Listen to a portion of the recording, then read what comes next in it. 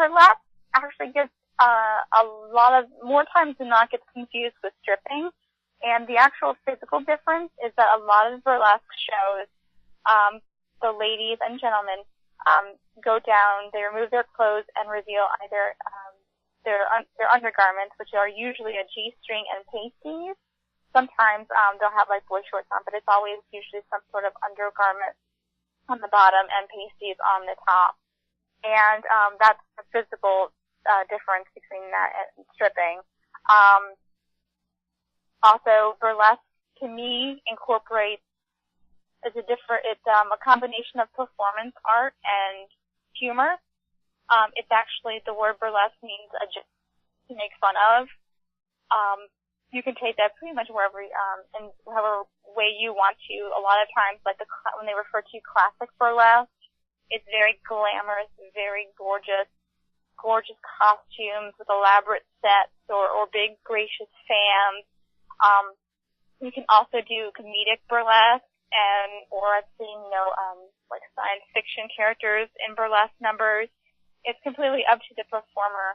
But, I just find a lot of, solidarity in when people actually tell a story through their number, through the removal of their clothes, or in some cases the putting on of clothes. Okay. But yeah, that's the big difference. Burlesque is more of a performance art, whereas, striptease is a little less art, a little more money oriented. Yeah, well, I mean, if a girl's hanging on a pole, stripping at a strip club, she's taking off her clothes for money, and she's, putting her business in everybody's face for that reason. But what you guys are actually doing, you're on stage, you're performing, you're singing, you're dancing, you're doing all this stuff, and you're not sitting there saying, give me $1. You're doing a performance, and it's more artistic. Exactly. It's more artistic than it is, I mean, I don't know what word I can use. Maybe, pornographic. I don't know. It's not along those lines whatsoever. This is an artistic form of expression or yes, entertainment. Exactly. The main difference that actually my teacher Joe Boob said, the difference between at a show, at a striptease show or at a burlesque show. If you're at a striptease show, as a stripper, you want to make eye contact and direct your performance to a certain person, to one individual. And basically, the object of that would be to get money from that individual person. Whereas in a burlesque show, you are performing to a crowd. It's something that you give to them, and the responses are their gift back to you. So it's kind of a give and take relationship that a burlesque performer has with his or her audience. But, with the burlesque performers, from what I understand, you guys have a special type of bond. Yes. Yes, we do. Yeah, yes, we do. But no, in a good way, not in a bad way. Yeah. In a good way. But you guys, obviously you're in an environment that's different than what society wants people to do.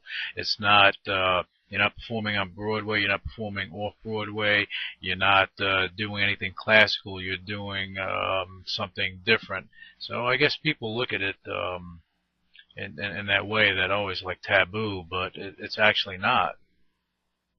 No, exactly. You're exactly right. Because what we do is a very intimate act, and because we do that to more often than not to audience members who we do not know, there is you do develop, especially for the female performers, with the body images, you develop an extreme level of self-confidence in yourself, because we are all gifted with a certain body, a certain look. And burlesque, especially for me, has helped me gain respect and admiration for the body that I have. So, to have that level of confidence and love in yourself, and to be surrounded by people who do that as well, it creates a very supportive and amazing atmosphere. And it's a wonderful community. It really is. It's very, very welcoming, very supportive. Yeah, that's interesting because I hear all different things about it, but I feel just like with anyone, you hear a rumor about someone, you can go past judgment, but it's better for you to find out for yourself whether it is what people say it is or is it something different. So I think if anyone that's listening has a different idea of what a burlesque show is, they should go to a good one and find out for yourself. And it's not everybody's cup of tea. Of No, course. exactly right. You're exactly right. Yeah, but it's good to judge based on your personal experiences, not what people tell you. Now, yeah. But now, Sizzle, I love that Sizzle. I love that name. Thank you. How did you come up with that? I need to know this. Okay, it's actually I will not take credit for it. When I was about to perform, I was asked for my stage name, and I asked a whole bunch of friends. And that was one of the names that they had given me, and I love it. I love it. It's that's how my friends basically gave me a whole list of names, and we just sat down one day and went through them together, and that was the one that we ended up with. And yeah, it's kind of awesome, and I love it. It makes people laugh. So I love that just for that purpose in general. Yeah, it is. Look, with just people listening to this, they hear how cheery you are. I see pictures and everything. You're always bubbly and stuff. So again, it's just you're putting me in a better mood, which is it's a good thing. Now you come from Pennsylvania, right? Yes. Okay, so you come from Pennsylvania. Now you come to New York to go and try to find something on Broadway. You want to get into acting. You're professionally trained as a theater actress. Yes, I do have a theater background. I also have a very strong dance background as well. When I did first come to New York, I did want to be on Broadway, and actually I sold T-shirts on Broadway for quite some time, and I went obviously to school for costume design, just to open myself up to different types of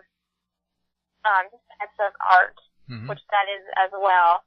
So I could help out a lot of my dancer actor friends with costumes so that I could make them. Okay. But yeah, I went originally here to go on the Great White Way, and after being involved in that community, which is wonderful, I found doing the same thing 8 shows a week, it just wasn't for me. Mm-hmm.